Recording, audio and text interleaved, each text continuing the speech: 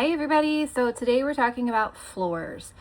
When most people are working on floors, when you think about camper vans, you think wood, right? We use wood when we're building a house, like from the bottom of the floor that you're gonna put down before you put all your cute stuff on, to framing, to everything.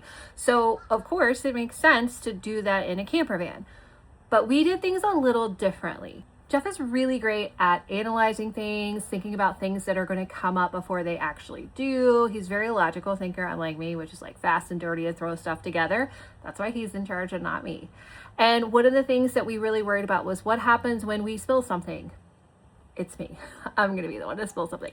The dogs, we've got 3 of them. They come in, like we go to the beach, we're wet, like, what if there's snow? Like, there's just so many issues that are going to happen with just like condensation, with like humidity around, with just spilled water, with everything. He came up with a different solution with flooring. So I'm going to show you what that's like. We actually use something called HDPE, high density polyethylene. Basically, it's a super sturdy kind of plastic. Specifically, we used a product called Starboard, which is marine grade polymer sheets that are designed for extreme durability. They're used on boats, they're used on pool decks, on docks. A lot of times people will even refer to it as marine lumber because it's so stable, so durable, UV rated, to resist fading, no rotting, nothing that you have to worry about at all. The cardboard for our template, we actually got some from a local sheet metal distributor. These pieces are big, flat, and dense, perfect for making a template. And if you ask nicely, you might even get it for free. With the template done, we started measuring and cutting. We did the top layer first because they were big sheets and it was a lot easier and more satisfying.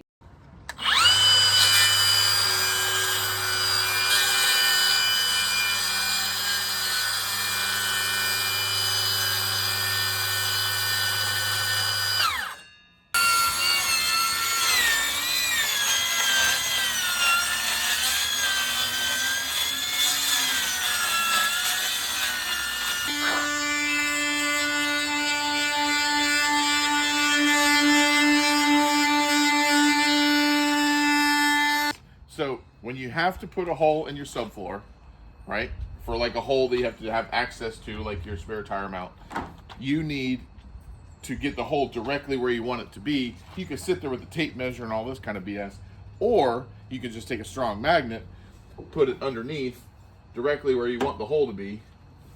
Different size magnets are fine. Take a little ball bearing or a BB as long as it's magnetic, and put it on top of it, and then take your little marker,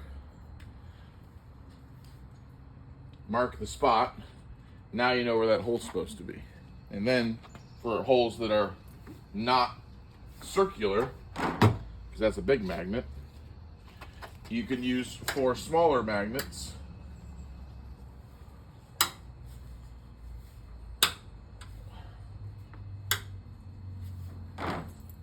Put your BB on each one of the magnets, mark the spots,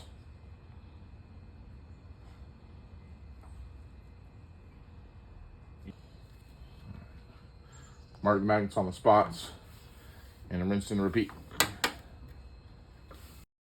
And here is the final result of that magnet measuring method. Look at that precision. Now for our flooring, we actually have 2 levels, the top level that we're going to be directly walking on, and then the bottom level, which was meant to fill in the grooves of the natural floor of the transit. Originally, the plan was to just cut out strips to fit into those grooves, but that's entirely too easy. So instead, Jeff opted to cut out an exact template where you had a more durable floor and the grooves were cut out of an entire piece. We also discovered that by sanding that bottom layer, it dramatically affected the sound. So you can hear that here.